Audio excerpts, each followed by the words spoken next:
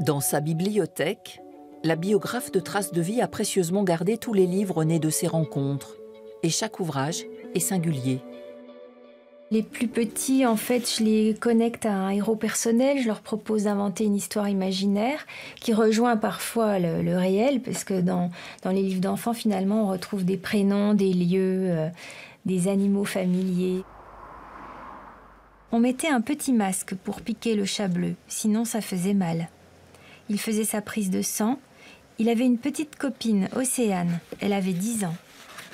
Les adolescents, c'est très différent parce que généralement, ils n'ont pas du tout envie de rentrer dans la fiction et ils me proposent tout de suite de raconter ce qu'ils traversent dans leur combat contre la maladie. Août 2017. Cela va faire un bon mois que je suis ici, à l'hôpital, dans ma chambre, ma petite prison. Ici, on a l'impression d'être moins vivant, on profite moins, on est moins en forme, mais on se demande si ça ne permet pas de se rendre vraiment compte de la valeur de la vie. Et c'est ainsi que le récit de Sébastien a donné 29 pages d'un texte quasi universel sur la douleur. Il y a beaucoup de choses que j'aurais jamais dit presque à personne là-dedans, parce que ouais, à un moment je le dis, ce qui m'embêtait le plus, c'est de rendre triste les autres à côté.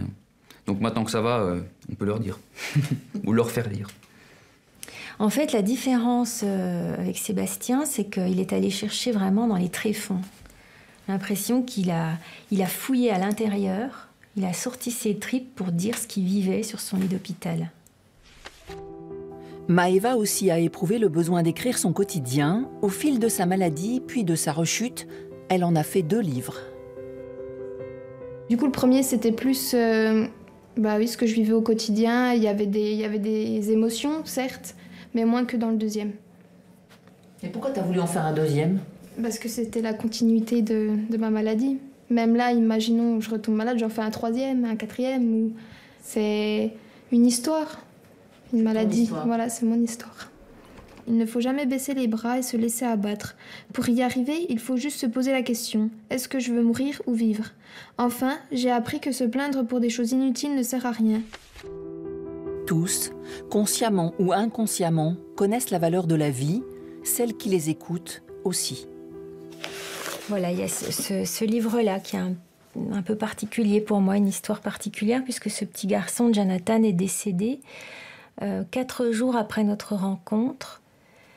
Je suis arrivée dans le couloir, je l'ai rencontré et je lui ai dit voilà, je fais des livres avec les petits à l'hôpital, est-ce que ça t'intéresserait ? Il m'a dit oui, je lui ai dit je reviens la semaine prochaine et il m'a répondu non, on commence tout de suite.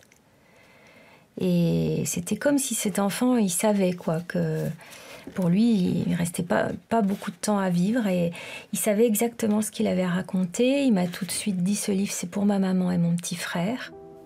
Une trace de vie, un message à l'entourage, l'écrit reste et permet aussi de se libérer.